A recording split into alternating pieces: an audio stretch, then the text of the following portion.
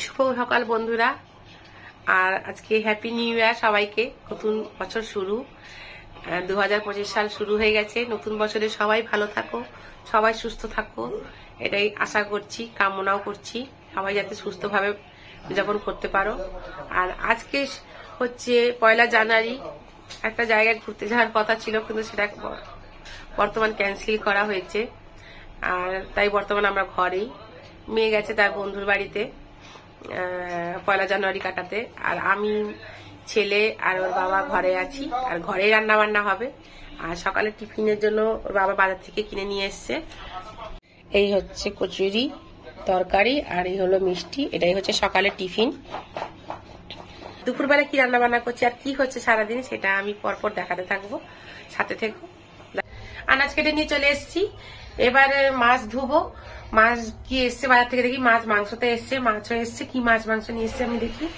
আর আনাজ যেগুলো কেটেছি, যেগুলো রান্না হবে হচ্ছে পালং শাক কেটেছি, আর ভাজাভুজির জন্য কিছু কেটেছি, আর মাংসও করবো। আর দেখি কি মাংস এসছে, মাংসটাকে একটু ধুয়ে নিই। বাজার থেকে মাংস আর মাছ নিয়ে এসছে, দেখা যাক। এটা তো মটন এসছে, দেখেই মনে হচ্ছে। আর এটা এসছে ইলিশ মাছ। এই যে ইলিশ মাছ, আজকে মাংস হবে। আর ইলিশ মাছের কিছু এখন করব না, যেহেতু মটন হচ্ছে। ইলিশ মাছটা একটা ভেজে দেবো, ব্যাস। দুপুরে রান্না বান্না সব কমপ্লিট, এবং সবাই খেতেও বসে গেছি। আর এখানে কি কি মেনু করেছি সেটা আমি দেখিয়ে দিচ্ছি একবার। এই হচ্ছে ইলিশ মাছের ভাজা, আর এখানে হচ্ছে পালং শাক, আর এখানে হচ্ছে বড়ি ভাজা, বেগুন ভাজা, আর হচ্ছে শিম ভাজা, আর ওটা ওখানে হচ্ছে খাসির মাংস, আর এই স্যালাড, চাটনি, আর এখানে গন্ধরাজ লেবু। এই হচ্ছে আজকে দুপুরের মেনু। তো খাওয়া দাওয়া শুরু করো। তোমার আজকে বাজার 1 জানুয়ারি। হ্যাঁ, আর তোর? আর মেয়ে নাই, মেয়ে তার বন্ধুর বাড়িতে গেছে আজকে 1 জানুয়ারি কাটাতে। কেন গেছে? 1 জানুয়ারিতে কোথাও বেরোনো হয়নি, তাই ভালো লাগছিল না। যে দুপুরবেলা তো ঘরে খাওয়া দাওয়া করলাম। এবার দেখা যাক কোথায় একটু ঘুরে আসি। যেই বলা সেই কাজ, আমরা নবদ্বীপের উদ্দেশ্যে রওনা দিলাম, কারণ ওখানে কিছু দেখার জন্য। ওখানে কয়েকটা মন্দির ছিল, সেই মন্দিরগুলোকেই দেখবো বলে আমরা ওখানে পৌঁছে গেছিলাম। আর প্রথমে একটা রাধাকৃষ্ণের মন্দির ছিল, সেখানে আমরা ভেতরে এন্ট্রি নিই। যেহেতু ক্যামেরা করার অ্যালাউ ছিল না, তাই আমরা সেখানে ক্যামেরা করতে পারিনি। তার অপোজিটেই ছিল মহাগৌরের একটা বিশাল আকারে 60 ফুটের মূর্তি। আর তার পাশাপাশি কিছু বাগানটাকে সাজানো হয়েছিল নানা রকম মূর্তি দিয়ে। সেটা দেখার জন্যই আমরা 10 টাকা করে টিকিট কেটে ভেতরে এন্ট্রি নিই। এবং বাইরে দেখো কত দোকান এইসবের। আর আমরা এন্ট্রি নেওয়ার সঙ্গে সঙ্গে ভেতরটা দেখো গুহার মতো একটা, ওই গুহার ভেতর দিয়ে আমরা প্রবেশ করলাম। যেহেতু দিনের বেলা হলে একটু ভালোভাবে দেখা যেত দিনের আলোয়, এখন সন্ধ্যা হয়ে গেছিল, তাই নানা রকম কালারিং লাইটিং জ্বালিয়ে দিয়েছিল। সেটাও দেখতে খুব সুন্দর লাগছিল, বেশ রঙিন রঙিন, চারদিকে নানা রকমের কালারের আলো সজ্জা।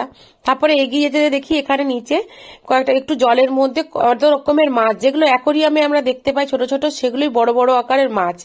আর তার ভেতরে দেখো কত খুচরো পয়সা পড়ে আছে। সবাই আসে ভক্তবৃন্দরা, তারা হয়তো আশীর্বাদ করে এই পয়সাগুলোকে দেয় ওরা ভক্তরা। আর এই হলো সেই 60 ফুটের গৌর। কত লম্বা গৌর ঠাকুরটা। এই 60 ফুটের গৌর দেখার জন্যই এখানে এত ভিড় হয়। আর এই চারধারে বাগানটাকেও কত সুন্দরভাবে নানা রকম মূর্তি দিয়ে সাজানো ছিল। তোমরা একটু দেখে নাও চারপাশটা, খুব সুন্দরই লাগবে ওখানে গেলে। আর ওখানে সবসময় একটা মিউজিক বাজছে, তাই জন্য আমি সাউন্ডটাকে অফ করে দিয়েছিলাম, যাতে কপিরাইট না দেয়। আর তার চারপাশে দেখো নানা রকম আলোকসজ্জা, নানা রকম গাছ, নানা রকম ফুল গাছ, এবং অনেক রকমের ফুল গাছ লাগানো হয়েছিল, এবং সবজি গাছও দেখলাম তার ভিতরে লাগানো হয়েছে, ছোট ছোট সবজি গাছ।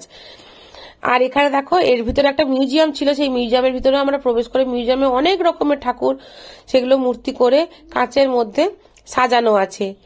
দেখলেই তোমরা বুঝতে পারবে যে সত্যযুগে কি ছিল। এই যে উপরেও এখানে আছে প্রলয়কালে, এখানে সমস্ত রকম নানা রকমের মূর্তি বিভিন্ন দিয়ে লেখাও ছিল কাঁচের ভিতরে, এবং উপরেও আলোকসজ্জা ছিল, উপরেও লেখা ছিল, বাইরেও আলোকসজ্জা ছিল। এবং মিউজিয়ামটা পুরো ঘুরে ঘুরে দেখতে খুব ভালোই লাগছিল। আর মূর্তিগুলো এত সুন্দরভাবে সাজানো ছিল কাঁচের মধ্যে। এই যে রাম, সীতা, লক্ষণ, এখানে হচ্ছে কৃষ্ণর, হচ্ছে বৃন্দাবনের মূর্তিগুলো সব। আর এখানেও দেখো এই যে গৌর নিতাই, এখানে হচ্ছে নররাক্ষসের মূর্তি, এরকম করে নানা রকমের মূর্তি ওখানে সাজানো ছিল। আর এই মিউজিয়াম দেখেই আমরা কিছুক্ষণের মধ্যে ওখান থেকে বেরিয়েও আসি, কারণ আবার ফিরতেও হবে অনেকটা রাস্তা না, কারণ ওখান থেকে নবদ্বীপও লেগেছিল আমাদের আধা ঘন্টা মতো গাড়িতে, তাই ফিরতে হবে। তাই আমরা মিউজিয়াম থেকে বাইরে বেরিয়েও আসি। এই এসে গেছে ফিশ কাটলেট। রাস্তা যেতে যেতে এই ফিশ কাটলেটের দোকান থেকে অর্ডার করলাম, খেতে মার্ভেলাস।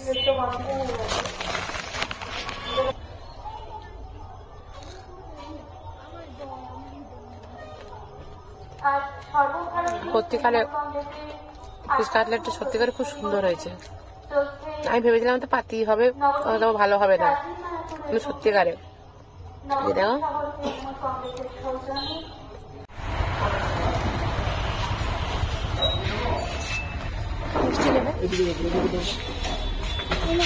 মিষ্টি লেগে যাতে সব দই মিষ্টি দই না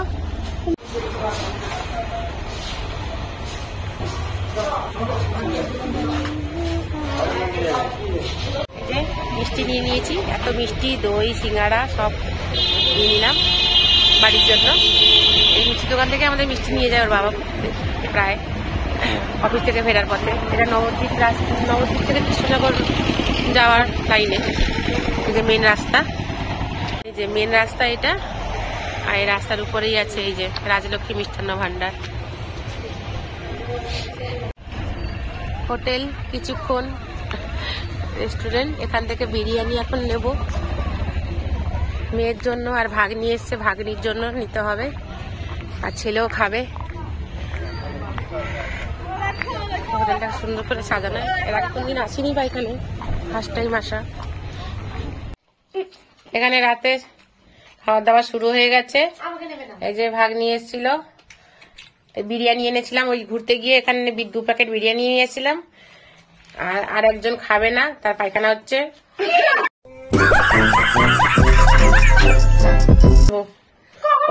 ও লুজ মোশন হয়েছে। খাবি না কেন? খিদে নেই? কি জন্য খিদে নেই? তুই তো কিছু খাসনি।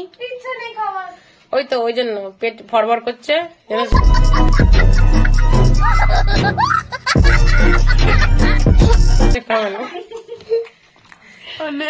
কেমন হয়েছে বিরিয়ানিটা? নতুন দোকানের বিরিয়ানি ভালো ভালো। তুমি তো ডাল ভাত খাবাটি আমি খেয়েছি বিরিয়ানি একটু, ও হচ্ছে হাগাবাটি। এই ব্লগটা এতটুকুই এখনকার মতো। টাটা, দেখা হচ্ছে নেক্সট ব্লগে।